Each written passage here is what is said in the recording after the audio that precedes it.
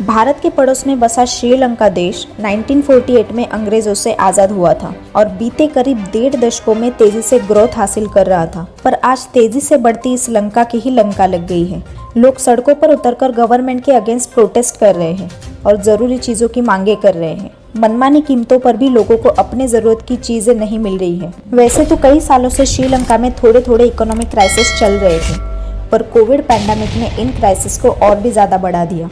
सोने की लंका कहा जाने वाले श्रीलंका में आर्थिक संकटों की वजह से स्टेट ऑफ इमरजेंसी डिक्लेयर कर दी गई है। यहाँ पर आर्थिक संकट इतना बढ़ गया है कि लोगों के मुंह से निवाला तक छीन लिया गया है। साथ ही साथ सोशल मीडिया वेबसाइट्स पर बैन लगा दिया गया है और कर्फ्यू डिक्लेयर किया जा चुका है। अस्पतालों में मेडिसिन की शॉर्टेज की वजह से डॉक्टर्स ने पेशेंट के ऑपरेशन को रोक दिया है। पेट्रोल पंप पर फ्यूल के लिए 2-2 किलोमीटर लंबी लाइनें लगी हुई है। 24 घंटे में सिर्फ 4 घंटे इलेक्ट्रिसिटी प्रोवाइड की जा रही है और यहाँ तक कि खाने पीने की चीजें इतनी महंगी हो गई है कि लोग भूखे सोने के लिए मजबूर हो गए हैं। चलिए जानने की कोशिश करते हैं कि आखिर क्यों श्रीलंका पर इतने बुरे दिन आए। अचानक से ऐसा क्या हुआ और ऐसे कौन से फैसले लिए गए जिसकी वजह से तेजी से ग्रोथ करती लंका में बदहले की आग लग गई, जिसमें आज पूरी श्रीलंका जल रही है। आर्थिक संकट से जूझ रहे श्रीलंका की बुलेटिन में करेंगे सबसे पहले बात। आर्थिक संकट के दौरान श्रीलंका में आपातकाल का ऐलान।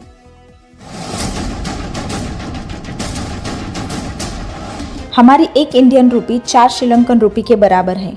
उसके हिसाब से आज श्रीलंका में हालत इतने खराब है कि एक कप चाय 100 श्रीलंकन रुपीस की हो गई है। मिर्च 700 रुपए किलो बिक रही है और 1 किलो आलू के लिए 200 रुपए चुकाने पड़ रहे हैं।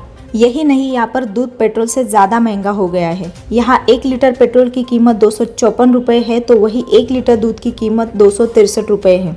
एक ब्रेड का पैकेट 150 रुपए का है तो वही बैंगन और प्याज के भाव 8 से 9 गुना बढ़ गए हैं और बिजली सिर्फ दिन में 4 घंटे आती है। कुकिंग गैस की सप्लाई हफ्ते में बस एक बार आ रही है और गैस सिलेंडर का दाम 3000 श्रीलंकन रुपीस से बढ़ाकर 4200 श्रीलंकन रुपीस कर दिया है, जो कि इंडियन रुपीस में करीब 1200 रुपए है। न्यूज़पेपर एंड प्रिंटिंग इंडस्ट्रीज पर भी इसका भारी असर दिखाई दे रहा है। प्रिंटिंग मटेरियल शॉर्टेज के कारण न्यूज़पेपर वालों ने प्रिंटिंग कम कर दी है।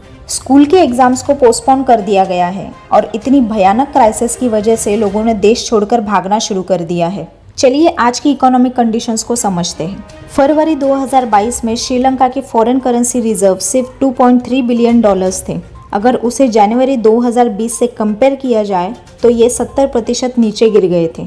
किसी भी देश के फॉरेन करेंसी रिजर्व्स अगर कम है तो उस कंट्री को दूसरी कंट्री से सामान इंपोर्ट करना काफी मुश्किल हो जाता है और श्रीलंका के आज के फॉरेन करेंसी रिजर्व बस इतने बचे हैं कि वो सिर्फ 1 महीने का सामान इंपोर्ट कर सकते हैं। इसके अलावा श्रीलंका पर 32 अरब डॉलर का कर्जा है।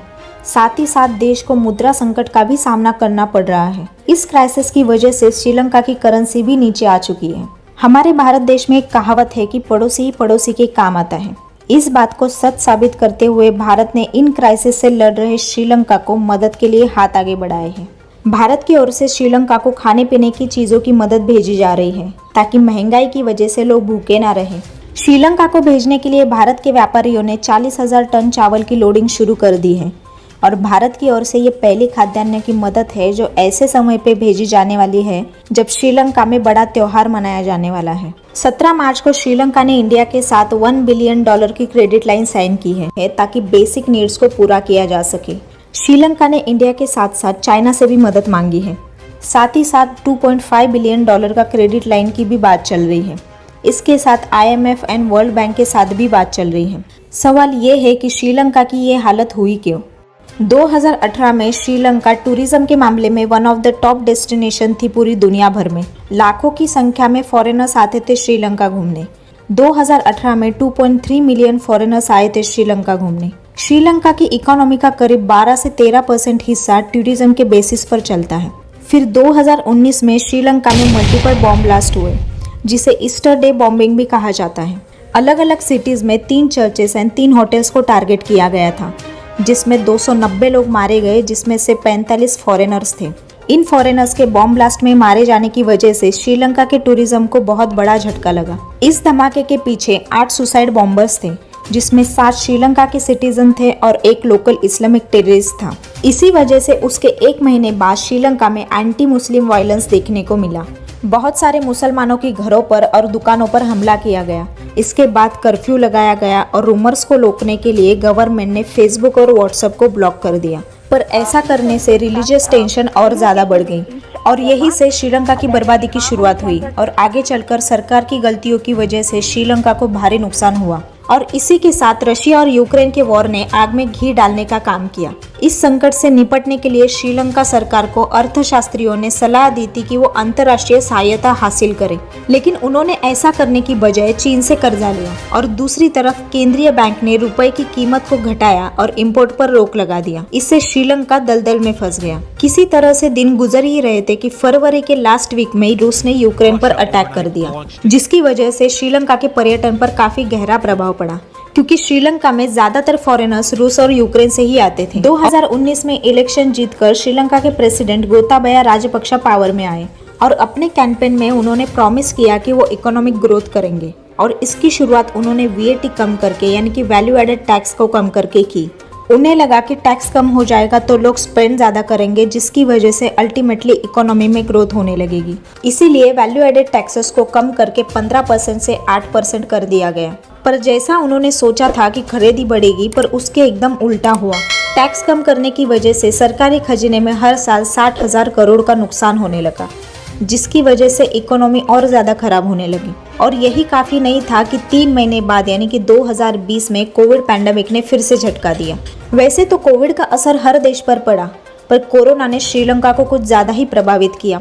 कोरोना की वजह से लॉकडाउन लगा और लोगों का बाहर निकलना बंद हो गया, टूरिस्ट स्पॉट्स भी बंद हो गए और कंजप्शन भी बंद हो गया, जिसके कारण सरकार को बहुत ज़्यादा रेवेन्यू लॉस हुआ। ये सब चल ही रहा था कि श्रीलंका के प्रेसिडेंट द्वारा आग में पेट्रोल का काम करने वाला फैसला लिया गया। इन्होंने 2019 में हुए इलेक्शन में प्रॉमिस किया था कि ये एग्रीकल्चर को 100% ऑर्गेनिक कर देंगे, यानी कि जो भी फसल श्रीलंका में उगाई जाएगी वो 100% नेचुरल होगी, उसमें कोई केमिकल नहीं होगा। और अचानक से इन्होंने शॉर्ट नोटिस पर एक डिसीजन लिया और रात भर में पूरे देश में एक नेशन वाइड बैन लगा दिया गया सिंथेटिक फर्टिलाइजर एंड पेस्टिसाइड्स पर। इस फैसले के पीछे और एक रीजन था कि इंपोर्ट्स को कट किया जा सके, यानी कि जो पेस्टिसाइड्स एंड फर्टिलाइजर बाहर से इंपोर्ट करने पड़ते हैं वो अगर बंद हो जाए, जिससे देश ऑर्गेनिक भी बनेगा और पैसे भी बचेंगे। चावल को श्रीलंका खुद उगाता था, जिसे बाहर से इंपोर्ट नहीं करना पड़ता था, पर इस फैसले की वजह से 6 महीने के अंदर अंदर सरकार को $450 मिलियन का खर्चा करके चावल को बाहर से इंपोर्ट करवाना पड़ा। श्रीलंका में टी यानी कि चाय उगाई जाती थी, जिसे श्रीलंका दूसरे देशों में एक्सपोर्ट करता था और सरकार के लिए टी को एक्सपोर्ट करना एक अच्छा फॉरेन करेंसी का सोर्स था। पर इस फैसले की वजह से चाय की खेती भी तबाह हो गई। इसके अलावा एक और रीजन है और वो है फॉरेन डेट। साल 2017 में श्रीलंका की टोटल डेट $64 बिलियन थी और इसका 95% रेवेन्यू डेट रिपेमेंट में ही जाता था। आज की करंट सिचुएशन में श्रीलंका के सारे मिनिस्टर्स ने यानी कि कुल 26 मिनिस्टर ने इस्तीफा दे दिया है। भारत अपनी तरफ से कोशिश कर रहा है कि एवरी पॉसिबल वे से श्रीलंका की मदद की जाए। चावल के साथ साथ पिछले 24 घंटे में श्रीलंका को 76,000 टन का ईंधन भी भेजा गया है। श्रीलंका के इस भारी संकट में मदद के लिए भारत आगे आया है। इस पर श्रीलंका के एक्स क्रिकेटर सनथ जयसूर्या ने अपनी प्रतिक्रिया भी दी। भारत की मदद को लेकर जयसूर्या ने कहा कि एक पड़ोसी और हमारे देश के बड़े भाई होने के रूप में भारत ने हमेशा हमारी मदद की है। हम भारत सरकार और PM मोदी जी के आभारी हैं। श्रीलंका के इस क्राइसिस को लेकर आपको क्या लगता है, कमेंट बॉक्स में जरूर बताएं।